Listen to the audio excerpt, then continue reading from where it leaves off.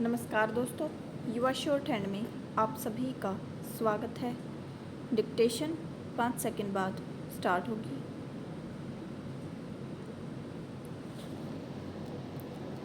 So be ready, start. पंचवर्षीय योजनाएं सरकार द्वारा निर्मित वस्तुओं की अपेक्षित मांग पैदा करने में विफल रही हैं और केंद्रीय सरकार सार्वजनिक क्षेत्र के कारखानों को स्पष्ट लक्ष्य प्रदान करने में असफल रही है। विराम। ठीक 1948 के औद्योगिक नीति प्रस्ताव से लेकर मैं सरकारी कारखानों के इतिहास का अध्ययन कर रहा हूँ। विराम। पर बावजूद इसके मुझे इस बात का पता नहीं लग सका है कि सरकारी कारखानों का उद्देश्य क्या है। विराम। वे क्या चाहते हैं? Question mark. पहला, अमेरिका, ब्रिटेन, फ्रांस में भी सरकारी उद्योग चल रहे हैं। विराम। वहाँ उनसे यह अपेक्षा की जाती है कि वे असाधारण खतरों की स्थिति में निर्मित हों। विराम।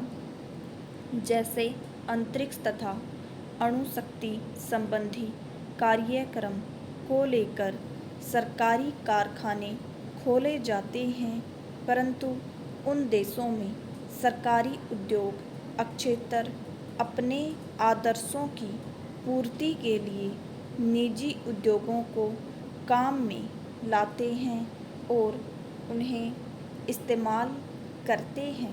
विराम। पहला, कुछ लोग कहते हैं कि सरकारी उद्योगों का उद्देश्य समाजवादी समाज का निर्माण करना है और राष्ट्रीय उद्योगों में आदर्शों की ऊंची गद्दी पर बैठकर आर्थिक प्रगति लाना है। विराम। चौथी योजना तक तीनों योजनाओं के कागज भी बहुत कुछ सार्वजनिक क्षेत्र के कारखानों के अतिरिक्त मांगों पर निर्भर करते आ रहे हैं। विराम। मैं पूछना चाहता हूँ, आदर्शों की ऊंची गति क्या है और वह किस उद्देश्य से है? Question mark. मेरे विचार में सरकारी कारखानों को केवल लाभदायकता के मानदंड से मापना ठीक नहीं। विराम। हिंदुस्तान इस्पात को देखिए। विराम। इसका उद्देश्य था देश में इस्पात की आवश्यकताओं को दृष्टि में रखते हुए और अर्थव्यवस्था के आम विकास की आवश्यकता के अनुसार इस्पात की कई किस्मों को काफ़ी मात्रा में तैयार करना लक्ष्य था। विराम। यदि केवल लाभ के लिए यह कारखाना खोला गया होता तो इसकी शकल सूरत कुछ और ही होती। विराम। पहला, सरकारी क्षेत्र के कारखानों की सफलता के लिए दो स्पष्ट व महत्वपूर्ण उद्देश्य हैं और जो लोग उनमें काम करते हैं उनमें उचित मनोबल नितांत आवश्यक है। विराम। हिंदुस्तान इस्पात को केवल लाभदायकता के मानदंड से जांचना इसके उद्देश्यों को नज़रअंदाज करना है। विराम।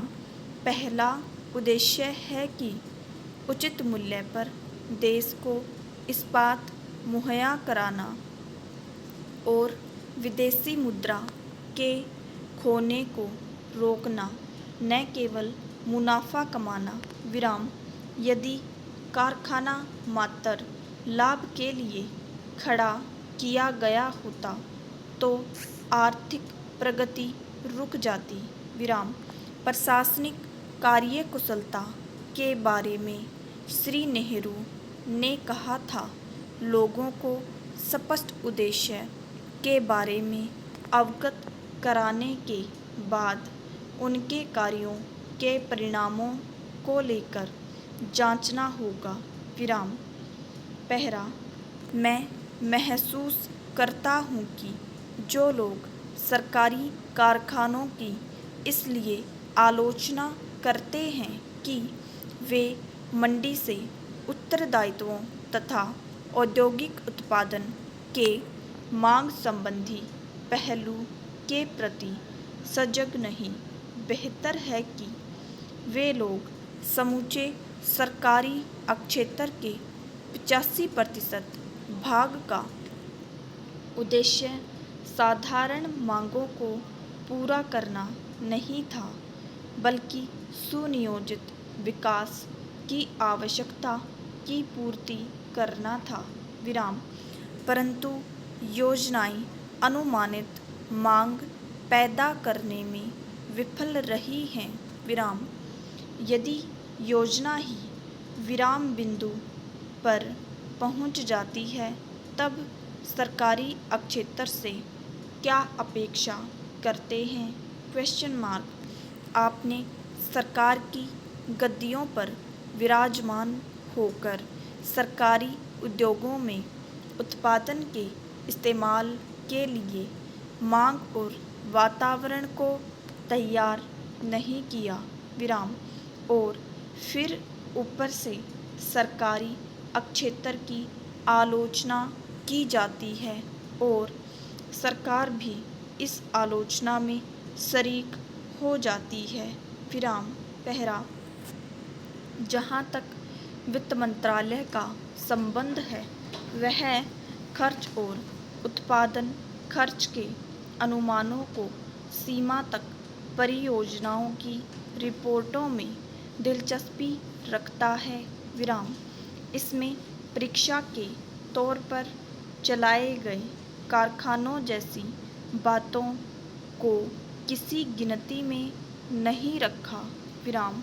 इसने उचित मूल्य नीति के प्रति भी ध्यान नहीं दिया। विराम। परिणाम यह हुआ कि कई सरकारी कारखानों में गलत आदमी नियुक्त किए गए। विराम। इस पर उचित ध्यान दिया जाए। विराम।